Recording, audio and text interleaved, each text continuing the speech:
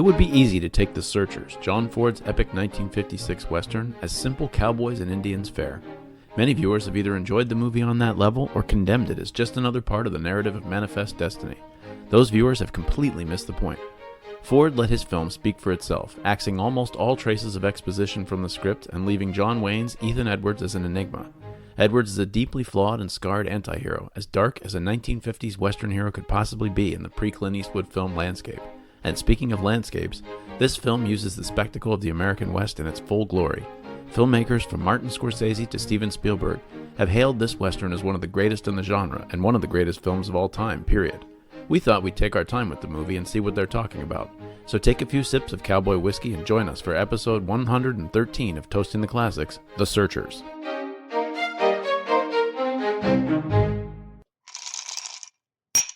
Welcome to Toasting the Classics, a podcast where we take something people call a classic and we drink something inspired by it while we talk about it and decide if it still gets to be a classic. My name's Dave McArthur. My name is Dr. Clinton R. Lanier. We are going to be doing a film this time. This was my pick. I'm working my way through some of the movies that I never got around to watching. So I chose John Wayne purported classic, The Searchers, made by John Ford, 1956 film.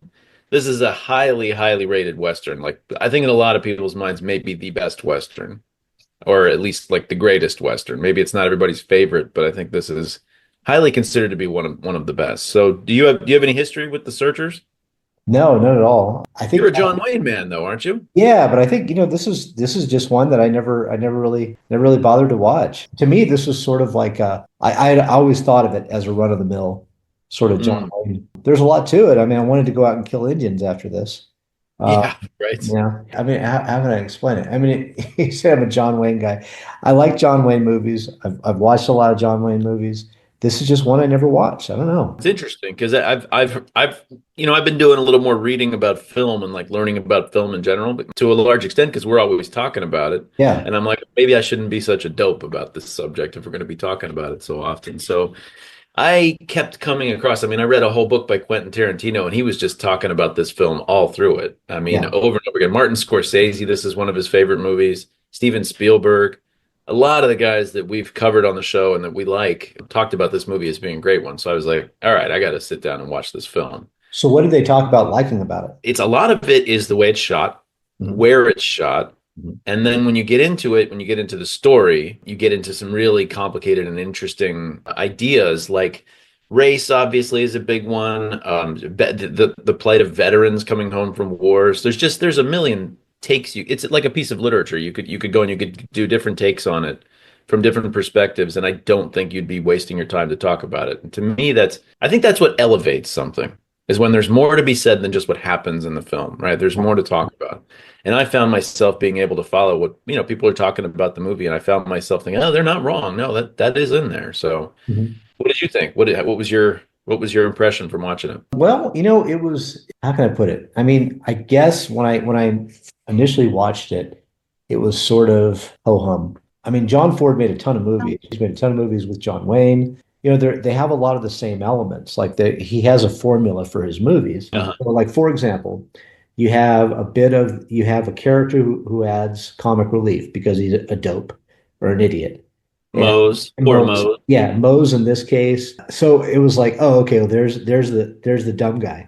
You have somebody showing up from something. So if you've seen The Quiet Man, for example. Oh, right. Yeah. Again, John. Is that also John Ford? Yeah, that was John Ford. Oh, okay. So, very different movie. Very different movie. But John Wayne shows up to, he's the long lost son of the village in Ireland. Okay, so he shows up from somewhere else, and so that's what happens here. He happens to be a Confederate, war veteran or whatever, and then suddenly something happens. So suddenly there's some big event going on, or there's some big exciting event, as it were. Yeah. And so in this case, it was the Indians rustled some cattle or something like that. And so they had to go chase them away. Like, the elements are all the same. You can replace one with the other. Stagecoach, for example. I mean, I've watched so many of his movies that they all have these same elements. And so when I saw this movie, I was like, oh, okay. I didn't know that history. I didn't know that, it was so acclaimed. I didn't know. I guess do you want to give a breakdown of the movie or a synopsis? I think that's a pretty good idea. So you gave the first part of it is that There's a ranch basically out on the frontier, which is supposed to be in Texas and is Yes. not. It is a Monument, monument value, Monument very Valley, clearly Texas. Arches National Park. I recognize Monument exactly. Valley, Texas. Yes. Yeah, Monument Valley of Texas, exactly. So anyway, but it's supposed to be a ranch on the frontier in an area that has had a lot of depredations and attacks and vice and back and forth, by the way, not just by the natives on the whites, but both ways. John Wayne, his character Ethan Edwards shows up. He's coming back from the Civil War and then went off and fought in the Mexican Civil War that happened sort of in the years after the American Civil War. And he's finally come home to see his brother and his wife and his brother's wife and their family. And like you said, the inciting event is that there is a Comanche raid on their cattle, which turns out to be a distraction so that the Comanche can do a murder raid on the farm and take some scalps and capture some women and things like that. And his brother's family gets wiped out, and the young daughters get carried off by the Indians. Essentially, the rest of the film is Ethan and this young boy who was an adopted member of the family. They spent 5 years following after the band of Comanches, trying to find the band of Comanches led by Scar, who's the main villain, I suppose, and to track them down and try to get the girls back. And what happens with that story? That's the basics of what's going on in the movie. I can't remember what the band of Comanches it starts with an N, Nalucky or Napucky or something like that. It's based on a novel, actually. I think novel of the same name. Mhm. Yeah. Was my biggest surprise, but it that surprised me that this is based on something. And I don't know. I didn't research the novel, so I don't know. I mean, Did you get into the deeper basis for the novel and where that all came from? so was the novel based on the Quanah Parker? There's a dispute about whether it is. Definitely seems inspired by the story of Quanah Parker's mother and Okay. how she was captured. This she would have been farther back, more like in the 1830s, like Yeah. when Texas was an independent country at the Yeah. time. Mhm. So it's a little bit different in time, but basically that's the story. She was captured, she was taken off and lived with the Comanche for years. Had a Mhm. son there. He ended up being in charge of the Comanche Nation Mhm. later, like in the 1860s and stuff. There's a whole book about him. And I can't even remember whether I read it or not. I think it's called Empire of the Summer Moon. It's all Yeah. about Parker and his band, Yep. which is really interesting. I love that kind of stuff. I like all the native history. That stuff's in all the Indian wars. That stuff's really interesting to me. That's the basic story of what happened here, and that's the basis. Apparently, is this woman Cynthia Ann Parker, his mother. I don't know if that's true, but that's what a lot of people say. So Yeah. that's a trope in Right. American history. The white woman captured or massacred by Indians, like going back to 1600 from the day white people set foot in North America. That's a trope, like white women being captured by Indians, and it's not as if it didn't happen in reality. Right. I was gonna say it's a trope, but Yeah, it's based on fact. it's a trope that's based And on fact, but it's a trope because it struck a chord in the mind of yes. whites on the frontier to a Yes. deep level that would be difficult to understand for us today. So, and again, is one of the deep themes of the film and something that I think people talk about when they talk about this movie.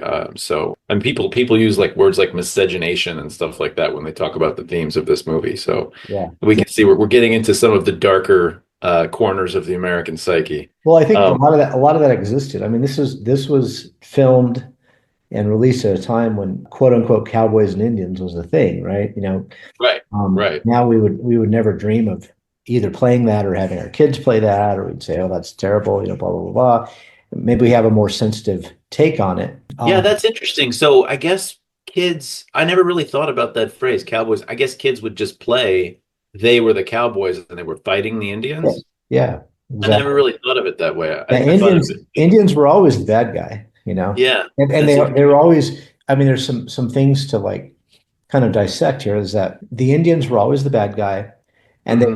they never had a reason for what they were doing. Right. They were just bad. So a murder raid was because they're terrible. You know, Because they just do that because yeah, it's because something that's they what they do, because right. they're terrible, terrible. I think within the context of a 1956 film, I think John Ford has portrayed that he's gotten through the message that they didn't just do it randomly. There are reasons why Scar does what he does. He has his own past trauma and bad things that happened to him that made him go on this murder raid. And Yeah, it's sort of just shown that this is a back and forth thing. Like I was saying, this is, the whites have massacred Indians, the Indians have massacred whites, and it's a bad situation. Yeah, I don't think he could be too sympathetic to the native people in 1956. I don't think it wouldn't be like Dances with Wolves, Yeah. you know, in 1956 because people just wouldn't have watched it. They Right. wouldn't have been able to. Most people would have not wanted to watch something like that. Yeah. But I think he did a pretty good job of getting across that there's a little more nuance to the relationship than just a game of cowboys and Indians, in other Yeah. words. I mean, I don't think Ethan is Ethan Edwards any better than Scar? Yeah. I They're don't know. I mean, they're you both know, pretty gray, right? Like they're both not. yeah. Well, I mean, the thing about so John Wayne's character, Ethan Edwards, he's mysterious. You Uh-huh. find out a little in drips and drabs, kind of like throughout the movie. You find out, first of all, he fought for the Confederacy. And then afterwards, he might have, he supposedly went to Mexico, but it's never stated that he fought in the Mexican War of Independence. Well, Uh, he's got a the medal that he has is he's got specific the is from the right. Mexican. But it doesn't say, nobody says, "Oh, you went and fought in the No, war." It's like he he has says, a yeah, medal, and yeah, so you have to know what that is. You have to know what the right, medal right. is, and like we had to look it up, or Yeah, I thought it was like his Medal of Honor from the Confederates or right, something. or I something didn't like know, but that, yeah. and little things like you find out that he never surrendered. For example, he never Hmm. gave up a saber. I was even thinking like I was rolled the dates around in my mind when he comes back. So when you first see him, he's obviously got a gray coat on, so he's obviously a Confederate soldier. Yeah, Like the intro says, Texas, 1868, and then he comes up on his horse with his full kind of Confederate uniform. I'm doing the math in my head. I'm like, the war's yeah. been over for a few years now. We're definitely been over for a few You know, years. and then There's why is he still wearing a Confederate uniform? I mean, I don't know how much they wore uniforms, but there's always a little bit of a callback to the Confederacy and sort of the banditry that goes on in the American West, like Jesse James and people like that. So there's a little bit of a connection to it. I always sort of thought of it as being just kind of an excuse for somebody like Jesse. He's really just somebody that wants to rob people, but he's Yeah, sort of, he's a you know, thug. He's a yeah, thug. But they're he's a thug, but he wants to sound like Robin Hood, so he says he's part right. of the lost cause, and but Well, and I think a lot of them, somebody who's never fought before, somebody who's never held a gun before, and they go off to Mhm. war for 4 years, and now they're out of the war, and now they know how to use a gun, and now they know how to shoot people, and they've got experience with it. It was true. I think a lot of the soldiers after the Civil War did move west. In the area that I'm sitting in southern New Mexico, you had a famous Union officer, Colonel Albert Fountain. Um, Oh yeah, he was from California originally.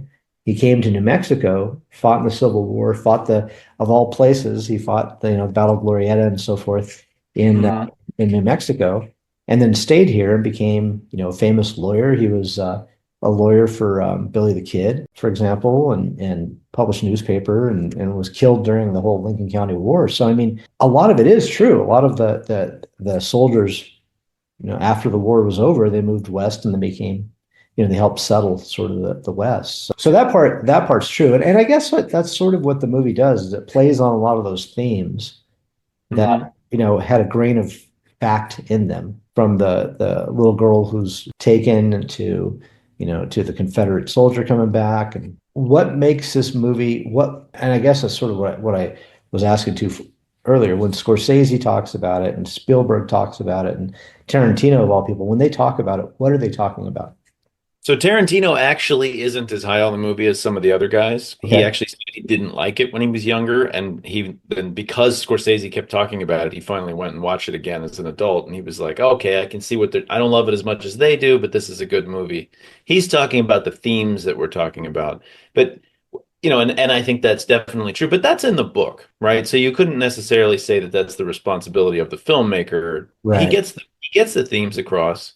But when I just look at this movie, I don't remember seeing. I mean, it's first of all, it's color. It's one of the earlier color westerns, and there's just some shots that are just phenomenal, like things you'd want to put on your wall as a painting. There's like the part where he's in the door at the very end as he's getting ready to leave is a really famous shot. I love the one where Martin decides to sneak into the Comanche camp at the end, and they're up on the cliff, backlit against the sunset, the blue sunset, and they're lowering him down, and the guy's just standing on that cliff. And I'm like, wow, I mean, you could do it so easily today, Yeah. but to create a shot like that and to conceptualize a shot like that in 1956 is an achievement. It's just throughout. I mean, the scenery is phenomenal. I don't know if anybody was doing movies like filming a movie, a color movie in a place like Monument Valley back then. The guy who made, and this is dumb that I can't say it off the top of my head, but the guy who made Lawrence of Arabia said he just watched this movie over and over again to get a Yeah. sense of how to create the landscape and how to make the landscape work for your film,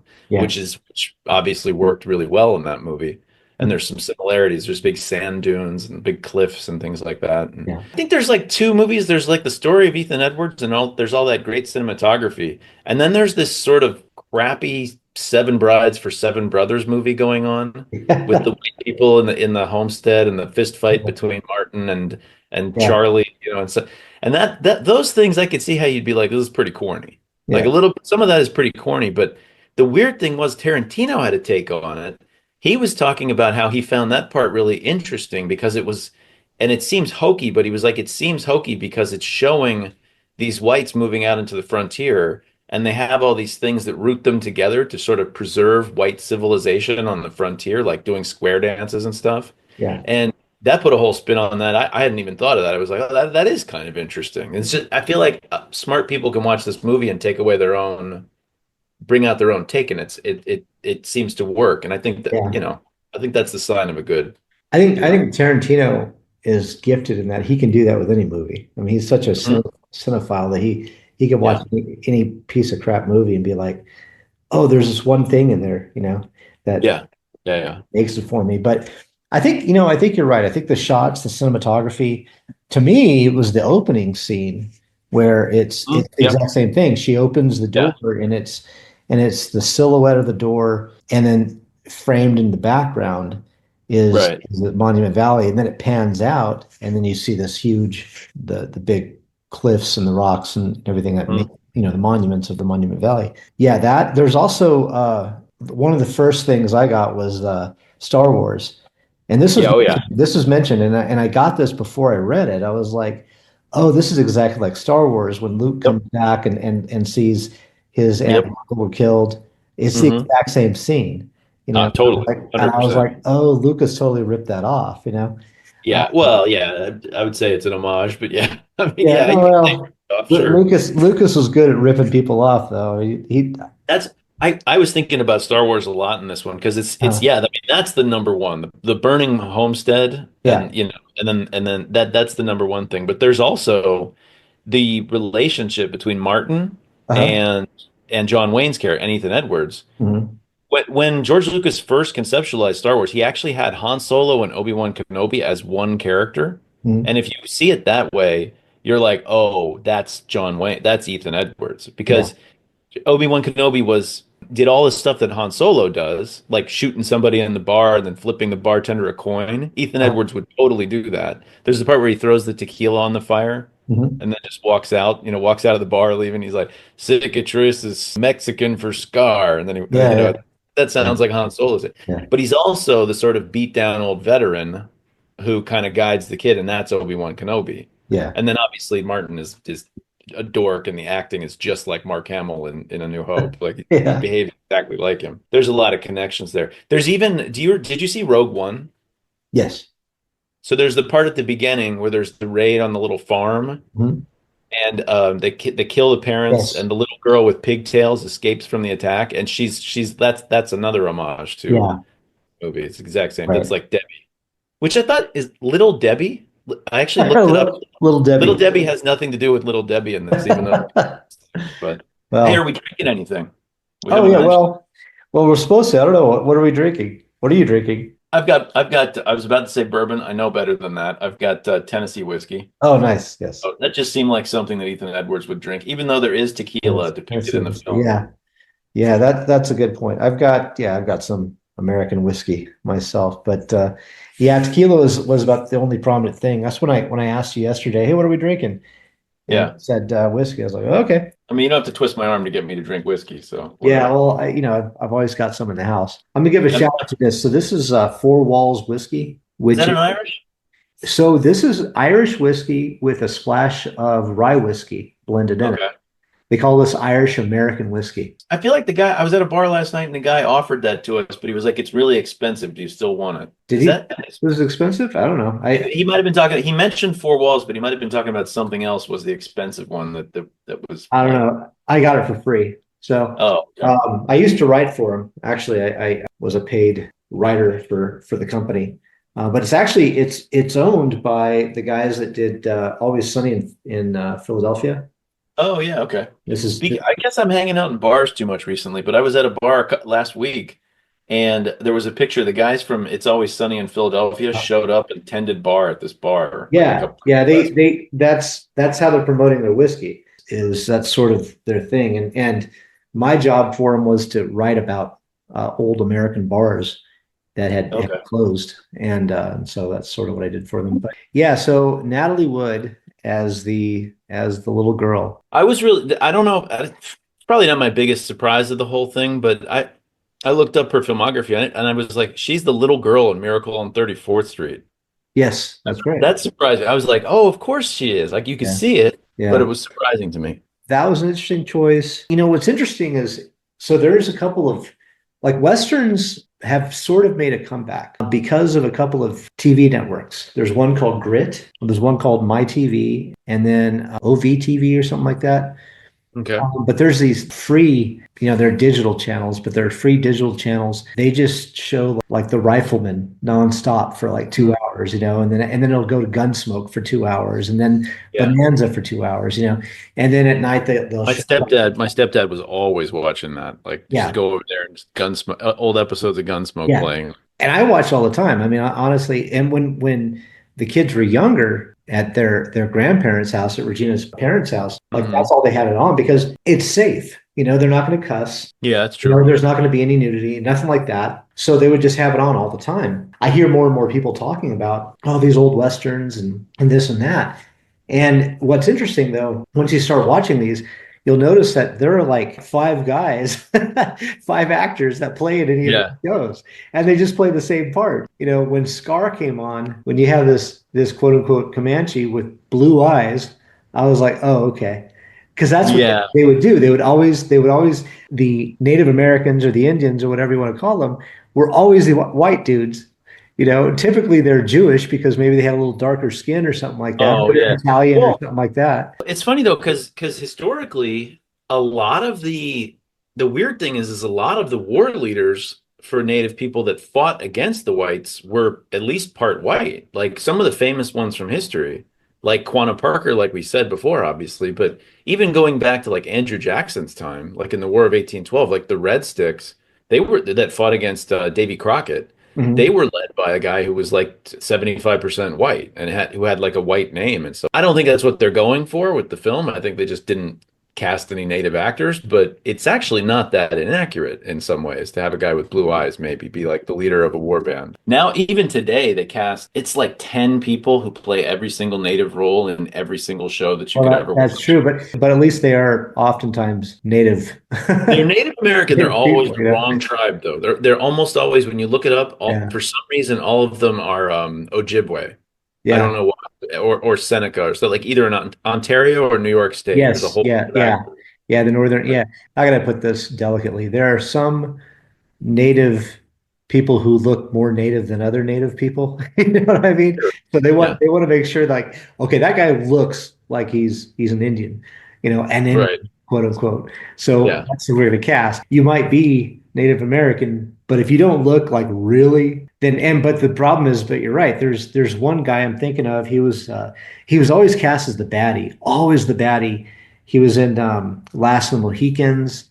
He yeah. plays I know exactly who you're talking about. I Yeah, think he passed away recently, not too yeah, long ago. yeah. I think he But he did. was Yeah, he was in every single, and he was. he played Navajo, he was Apache, he was Yep. He Cherokee. was Iroquois. He was. Yeah, he He was was everything. everything because he Yeah. he looked as Native American as you could look. He was also just like badass looking. Like he looked, Yeah, he had yeah, like it was like the way Danny Trejo's face looks. It was like yes, he just looks tough and it's just a cool looking face. And he was great and all. He was really good in Last of the Mohicans. If it's the guy that I'm thinking about, if we're thinking of the same guy. yeah. So it's the guy that played Magua. Uh, Yeah, yeah, the main villain. he Yeah, he was really was cool in that. I noticed in this one they go and they meet the quote unquote Comanche, and they did not even try to not have it just be Navajo. You could see they look Yeah. like Navajo. They're dressed like Navajo. Like they don't look like Plains Indians at all. I just looked him up. So that the guy who played him, his name was Henry Brandon, Okay. and he was in so many. I'm pretty sure he's in Dances with Wolves. I think he's not the chief, and the chief actor is in everything as well. But he's the one brave that's like in charge of the tribe of the Lakota It in doesn't Dances show. with I'm looking Wolves. at his filmography. It doesn't show that. It does show that he was in To Be or He was Not to not. Be. It was a comedy. Oh, Uh, I actually might be mixing up Dances with Wolves and Last of the Mohicans in my mind. I could see myself from the same time, so I could see myself making that mistake. yeah, But he was in the Ten Commandments. He was in, and he often played very ethnic roles because apparently he was more of a darker complexion. So they would just cast him in all this, even though he had blue eyes. well, speaking of John Wayne, have you ever seen him playing Genghis Khan? That's the worst. Yeah, That that's was pretty the bad. worst. God, that was the Pretty worst. bad. So I the think that was guy, offensive even in the 60s. People were yeah, like, I "Come think on, so. really?" Like, what? Like, You're like, yeah. It's pronounced Genghis, mister. So Wes Studi, uh-huh. that's the guy that we're thinking of that played Magua in Last of the Mohicans. Thing I always laughed at. Remember that in the 1970s, that stupid commercial about littering I've where heard of it. I don't remember it. I you don't don't remember remember that it. commercial with It wasn't on. It wasn't on anymore when I was a kid. But I'm the crying Indian? the guy with the tear coming in. Yeah. It turned out the guy was actually white. He's Italian, I think. There was an episode of The Sopranos where there was a native group that was trying to shut down the Columbus Day demonstrations in New Uh, Jersey, and yeah. the Italian characters were like arguing with them, and in order to shut down their argument, they present the evidence that the guy in the crying Indian commercial was actually Italian, and Yeah. the native guy's like, oh, and he just like gives up the argument because it's such a great. Well, he It's like was. The funny. actor's name, get this, the actor's name was Iron Eyes Cody, Oh wow. but he was It's Italian. I don't get that. Hey, you gotta have Oh, like a trade name. so his real name was Espera Oscar de Corte. Point is, Hollywood didn't do a good job of casting native peoples as native peoples. No, But you're definitely right. I not. think John Wayne as Genghis Khan was probably the pinnacle of stupidity in That's that. pretty bad, yeah.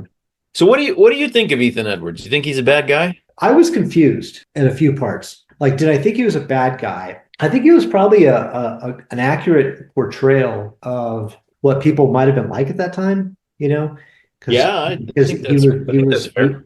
he was a hard person, Hmm. a definite sense of morality. But I was confused when he wanted to shoot Debbie Yeah.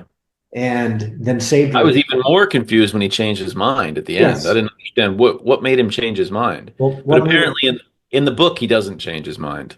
In so the book he shoots her. And he oh was supposed to do that in the film and they decided to relent and change the yeah, you ending. can't you can't have That would be an that would old Yeller movie, that would be a Yeah.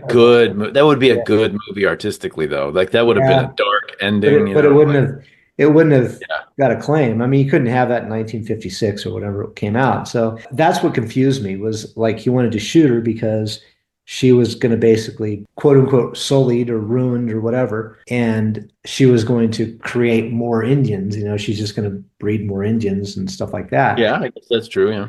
And Yeah. so I guess that was his. But he would have taken her, I think, because they went there, he would have taken her back. It was because she didn't want to come back, is why he decided to kill her, right? I guess, Because yeah, it seemed like, because she had turned Indian, and so the juxtaposition of the kid that was 1/8 Cherokee or whatever he was, aren't we all, right? Aren't right? all Americans 1/8 Cherokee? Well, except for Elizabeth Warren, she's like 1/25. But anyway, Well, except for me, I'm not native at all, apparently, according to my DNA report. you're But native Scottish, I think, I'm native to other places than North America, yes, the but Pecks or something like that.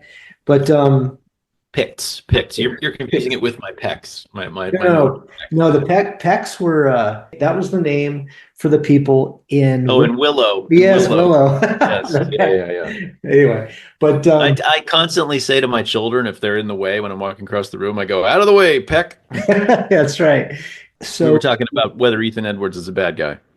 oh, yeah, like I said, I'm just, he's confusing. He has a weird sense of like morality. I mean, There's a little hint. There's a little hint at one point when he comes back to visit his brother and he gives huh? him the money, and his brother's like, "These are freshly minted gold coins," and he's Yeah. like, "Yeah, is that right?" It's like that's telling you that he robbed somebody. He robbed Yeah, a bank. right. Yeah, exactly. So, Well, but also that's maybe, the illusion to it, you know. but it's the illusion, but also that maybe he robbed a bank specifically that was a Union bank Mhm. because he's kind of still fighting the Civil War, Yeah, which, or he doesn't see himself as being a subject of the U.S.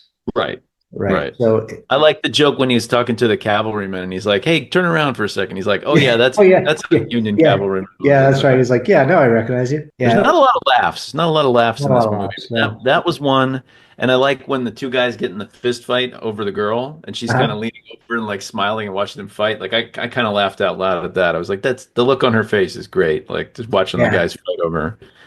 But otherwise, it's kind of a grim movie in a lot of ways. Yeah. It's kind of humorless. I just Uh, want to laugh like that one guy. Ho, ho. oh, Charlie McCory. Yeah, Charlie McCory's pretty funny. I like Charlie. I read so many people talking about how this movie was about veterans, right? And obviously this is pre-Vietnam, but I was thinking the guy goes off on this search looking for the girl and he comes back and some hippie is hitting on his girl and is trying to Yeah. his girlfriend. I was like, Right, oh, right, that's right. perfect. Yeah, Play the guy with the guitar and guitar. yeah, yeah, Yeah. that's right. Well, the whole veteran thing, I guess that was the thing that kind of made me go, huh? Again, it's 1868 when he comes back Mhm. from the war. 3 years after the war, he comes back from the war. I was like, huh? It would make a lot more sense if he came back right after the war, which has been, many movies since then have that's been the setting, especially set in the West, where I mean, Dances with Wolves. Remember, he was a cavalry. Yeah, he got wounded at Antietam or something like I Yeah, don't know what it yeah. was, but he got wounded in a Civil and, War battle. and get shipped out. And so that happens a lot, but they don't come back, 3 years later, 3 years after the war. It's kind of late in the game to be talking about veteran affairs. I think it's like Jesse James. He's basically like has lived a life of banditry for a few years after the Yeah. war. Yeah. Now he's decided. Why does he decide to finally come home? I don't know, but he Yeah. does. There's a lot of people talking about how he has like a relationship with his brother's wife, and Mm, I didn't get that from the text at all. I mean, he like kisses her on the head. I actually I actually watched this movie twice, and the first time I watched it, I thought that was his sister, was why he was like kind of tender with her and kissed her goodbye on the head. But then I was like. No, I guess that's supposed to be, but I didn't really pick up on like a romantic attraction between those two yeah. characters. A lot of people were talking about that. I think it kind of brings me to something. This is a little bit of my hot take about this movie. Okay. That John Wayne is a force of nature, right? Mhm. Like this is a movie star among movie stars, like top, upper pantheon. But a lot of the subtext people are talking about when they talk about this film, I don't think John Wayne is showing it. I Yeah. don't think he's very good in this movie in terms of acting. I think he's great as a charismatic presence in the movie. And like Ethan Edwards, I don't think would be as much of an icon to people if it wasn't for John Wayne. Yeah. But I don't think John Wayne's acting very well in this. Like if there was supposed to like he gets angry and he decides to kill the girl, but you're like, it just happens. He doesn't really emote it in any way. He just does things. He doesn't really Yeah. seem to. Maybe John Ford just doesn't direct that way. There's not a lot of close-ups of people's faces to show emotion, and Yeah.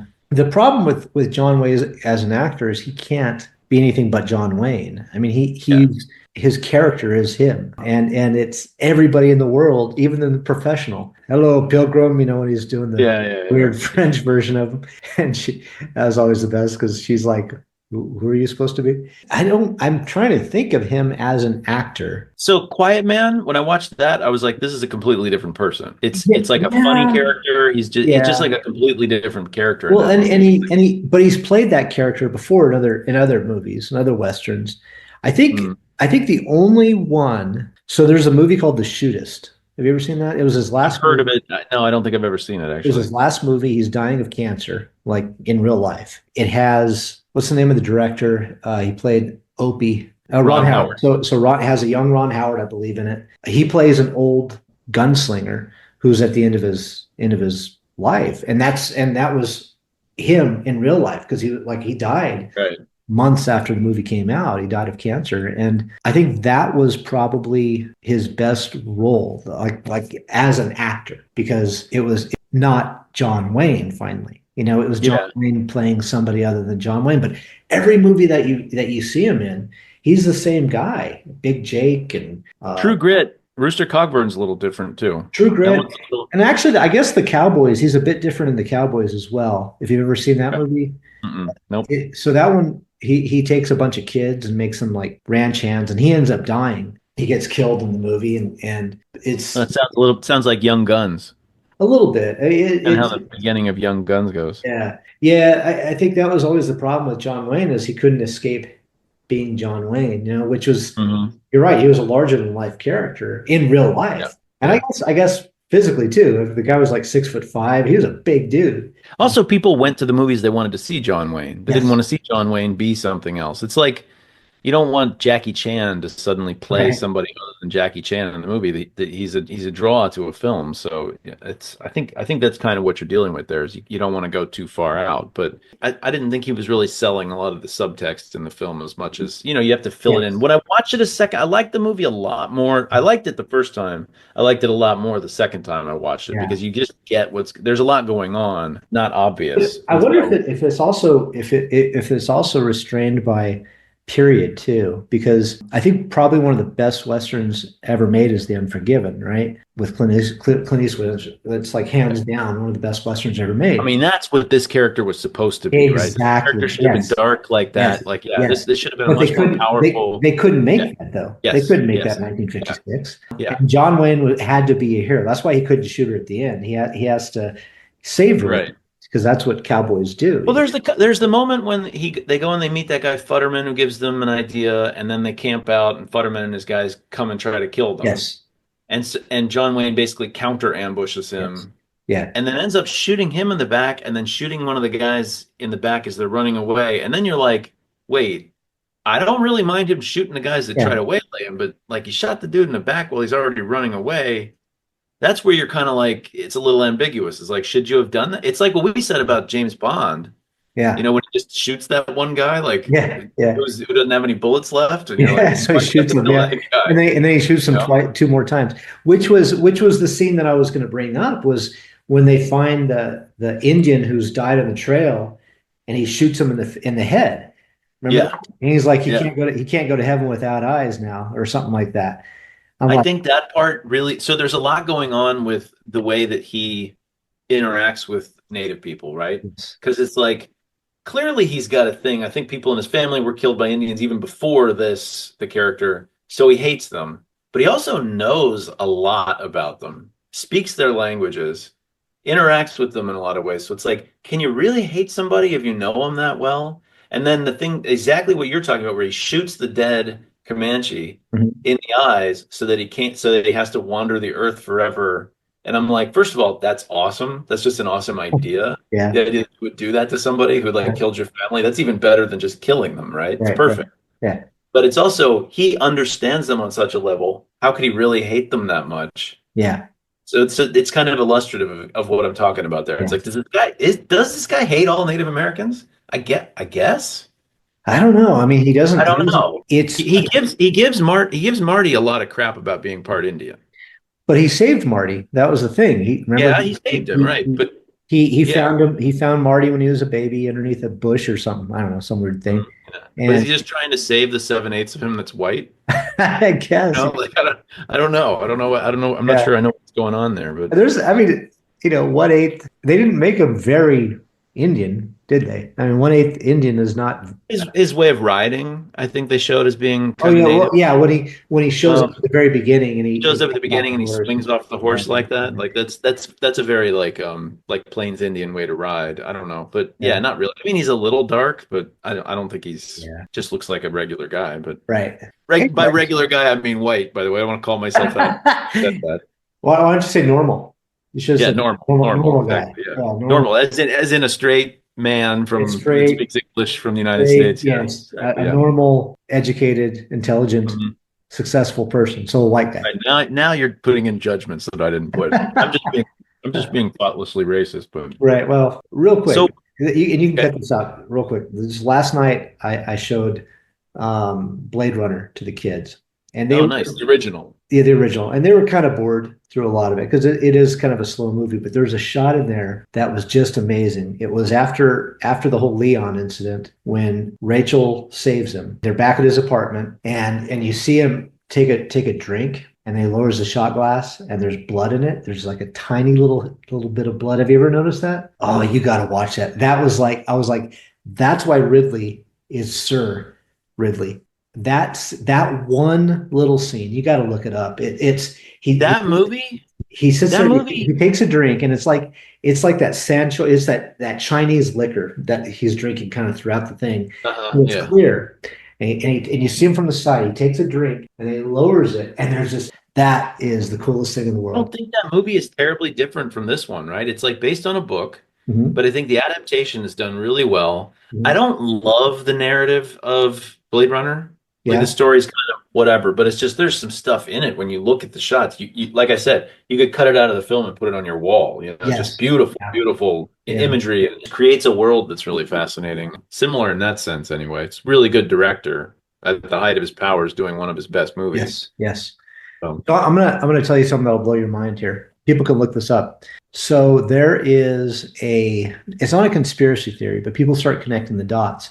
So John okay. Ford died of stomach cancer. John Wayne died of, guess what? Stomach cancer. The majority of people that worked on John Ford films died of cancer. This was shot, almost all of his movies were shot in the same location. Yeah, I don't think it's a conspiracy. I think that's probably what happened. And it's Talking and about it's the bomb testing. Yeah, the nuclear Yeah, testing going on in yeah, Nevada, and yeah, it was like 100 miles away from where they're shooting all these movies. yeah. And almost everybody and we're talking like cameramen, we're talking about sound people, So I everybody like died of cancer.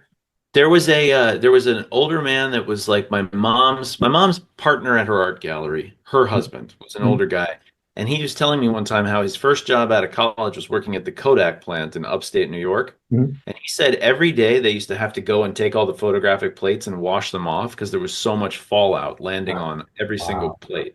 And Yeah. that's in New York State, nowhere near any of the Yeah. testing. It was so much up in the atmosphere, it was just coming down on a daily basis. So That's I mean, they were doing they did hundreds and hundreds of above ground tests, and that's just our stuff. The yeah, Russians are doing it too. So I mean, right. I'm pretty sure cancer rates around the world were Yeah. higher because of that. Like my grandmother's death. It's just interesting though that like, everybody that worked on John Ford films, including him, you know, Yeah, and yeah, John Wayne, like they all died of cancer. yeah, yeah. Totally. I mean, Um, yeah, it's totally plausible. I yeah. knew there was another lady. I probably have to cut all this. This is a little bit of a tangent, but there was another woman at my mom's gallery who was Japanese, and Mhm. she lived at Hiroshima when she was a little girl, and she got leukemia like in her Oh, 50s when she was working with my mother because she got fallout from the bomb yeah. going off there. So back to the movie. Like, Um, yo, you know who I really liked in this movie huh. is Ward Bond, the guy who plays the Ranger captain. Mhm. I just really liked that character, and I liked him more the second time. I kind of liked him the first time, and I really liked him the second time I watched it. I kind of feel like he seemed like a comic figure to me the first time. Yeah. Then the second time I watched it, I was like, no, I kind of think he's like one of the only actual, like kind of like the hero, because he's kind of keeping the law. He's He's doing almost the right he's almost thing. like a conscience. He's He's almost, like the conscience. Yes, yeah, exactly. he's Yeah, he's the exactly. Jiminy Cricket of the movie. Yeah. He's even got the hat. He's even got the hat. Yeah, Yeah, absolutely. that's pretty And funny. Yeah, I hadn't thought of it that way. I think he's the main character in, or the actor or the main character in in the Stagecoach. I think. Oh, I mean, I looked up his filmography. He's in like 150 movies. Like Yeah. he was in It Happened One Night. He Mhm. was in Maltese Falcon. Oh yeah. He was in It's a Wonderful Life, right? That's right. He was the sheriff or He's the policeman. Yeah, yeah, he's the policeman. Yeah, policeman. that's Which right. is a weird little footnote is that his character is Bert, and the Uh-huh. guy that Yeah. drives the taxi is Ernie. Yes. And like there's a folk Yeah. myth out there that Jim Henson named Bert and Ernie after Bert and Ernie in the movie. Partner, yeah. And apparently that's not really true. But there's a scene where They're James Stewart singing. is like Bert, Ernie, Yeah, yeah. Well, oh, I it's think got the to be two of Bert and them Ernie, right? I think the two of them were like singing or something in It's a Wonderful Life. Like there's this part where like he goes to the broken down house, after they get Hmm. married and Yeah, that's where the cop comes in. Yeah, yeah, yeah, they're outside like serenading or something like that. there's some of the people. Yeah, they're the people that don't recognize him when he's coming back. Anyway, Anyway, I always thought that Bert and Ernie were from It's a Wonderful Life, and apparently that's yeah, not true. well, I'm gonna leave it. I'm gonna keep believing that. Yeah, I like it better that way. So this was a pretty successful movie. Uh-huh. $5.8 million dollars it made off a $2 million budget. There was like a bidding war to make this movie, by the way. and is it Warner Brothers is the one that did it, right? I think so. They won out over like every other studio, MGM, and everybody wanted to make this movie because this was in a time John Ford and John Wayne are already like a box office powerhouse to get the film made. It ends up making 5.8 million. I was trying to think. I forgot to look it up. I meant to look at how much money would that have been. I feel like that's a pretty big movie by 1956 standards. Like that's a lot of money. It was bankrolled by Cornelius Vanderbilt Whitney, Hmm. who's got like obviously all the stuff all over New York named after him. Right. He brought he wanted to be on set while they were filming, and Hmm. he came and he brought his wife, who's this like famous starlet, and she's got like hundreds of pieces of luggage with her and stuff, and just as a drag to have around on the set where they're trying to make a western. So John Ford told everybody on set, like, please, everybody go over and say hi to Mr. Whitney's wife. Like, be really kind to her. Like, it's really important to me because he knew from filming out in the west in the dirt and stuff, everybody would be dirty and greasy and smelly and sweaty. Yes. Even if they're trying to be nice, that she would be horrified. Yeah. And it She was like wrote. working. She was getting more and more stressed out. And when he saw she was right at the breaking point, he staged a fight between two of the people on the cast, Uh-huh. like a fight broke out and they pretended to have a big fight, and she literally stormed out and made Whitney leave the set, and John Ford got exactly what he wanted. So You did, yeah, I didn't have to worry about it anymore. So I just looked it up on the inflation index. It'd be 23 million today. oh, that's a lot less than I would have thought. Yeah. That would be a I- very modest. Now the return, it cost 2 million and the oh, I'm sorry. returns So wait, and how much did it make? 5.8 million. My I feel like fault. it'd be a lot So more that, than so the 23 million was that's how much it would have cost. so it made 50 or 60 then. So it made almost 70 million.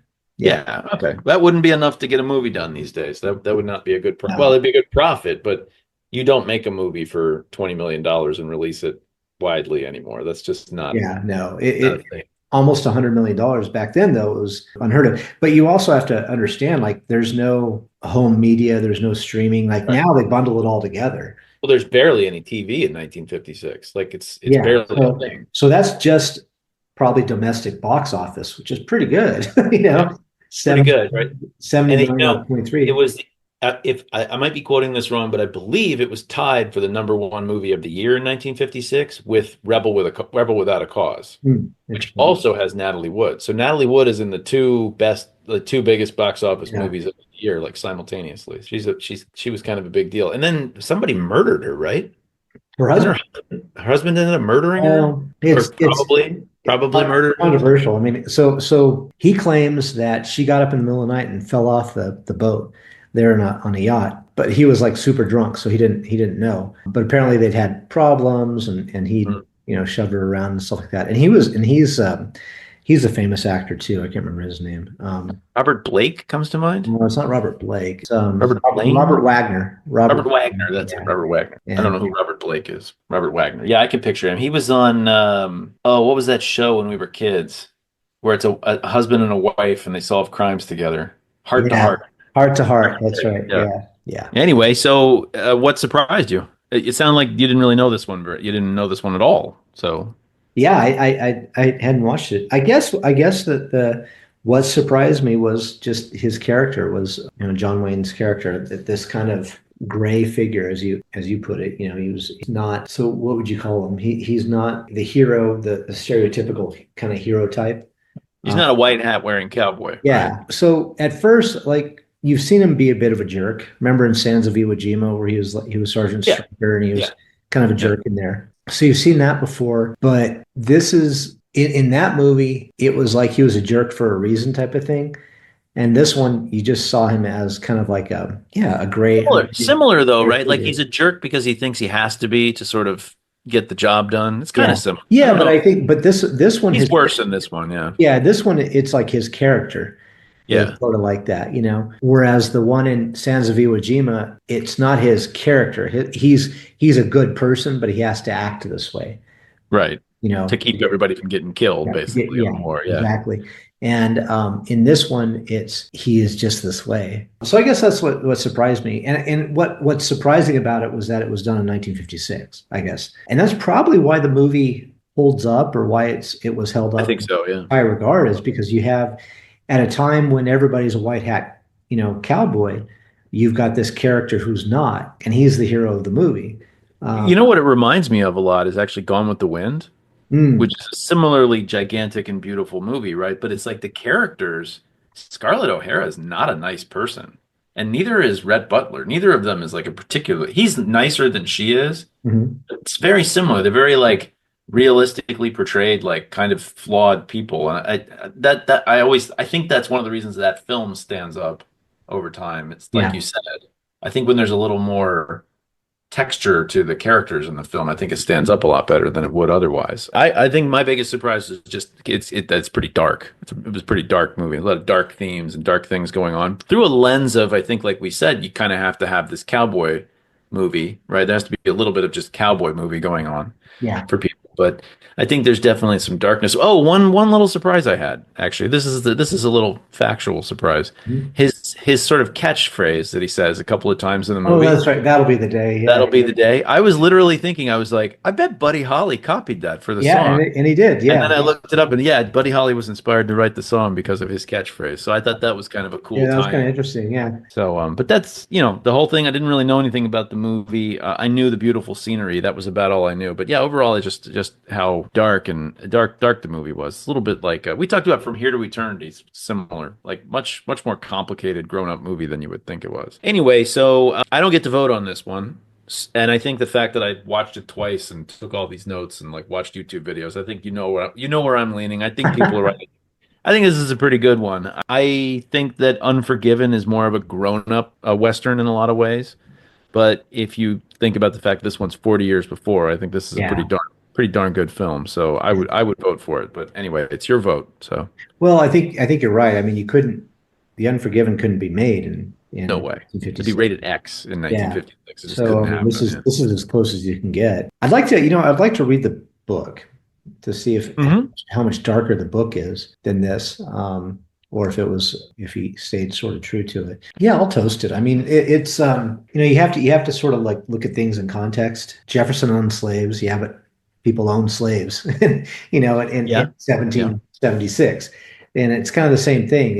In 1956, this is probably about as dark, or I don't want to say dark's not the right word. Is as much of an anti-hero as you could have Yeah. Right. 1956. And Right. and it's interesting because Rebel Without a Cause was sort of the same thing. I've never seen it. It's definitely on my list. I got to Yeah, watch I that. mean, Yeah. James Dean is, he's a kid who's rebelling against he's like Kurt Cobain Right. in Right. 1956. So it's interesting that would be, tied for number one with this. But yeah, I'd toast this. Yeah, I'll toast this movie. Okay, great. I think its legacy puts it apart from pretty much any of the other fairly The standard. legacy and the impact on other filmmakers is like an objective fact. It's hard to deny. Yeah, oh yeah, right? absolutely. They tell you with their own words how influential this was, and And that's kind of I gotta admit, when you suggested this, I was like, okay. I just thought it would be like you just thought I picked a random Western. Like Yeah. this is like in the AFI top 10 films of all Yes, time. yeah, yeah. Even Cahiers de Cinema, the French magazine, like Huh? that Truffaut wrote for, they Yeah. said this is the 12th best movie of all time. So I feel like if the French are admitting that this is a good movie, like this is it, and it's so American, Well, yeah, that's a good movie, like that's. Yeah. There's not one red balloon in sight, but No, there's not. No little print, no red balloon. Yeah. yeah, I think you're right. Yeah, I'll toast it. All right, so The Searchers goes down in Toast in the Classics history as being a classic. I don't know if we're saying it's the 12th best American movie ever made, like the French said. But anyway, it's a classic by our rights. For Dave McArthur, I'm saying goodbye. And for Clint Lanier, bye everybody. Peace out. That's it for episode 113 of Toasting the Classics. For those playing along at home, stay tuned to find out what we'll be drinking as we join Richard Pryor on the Sunset Strip.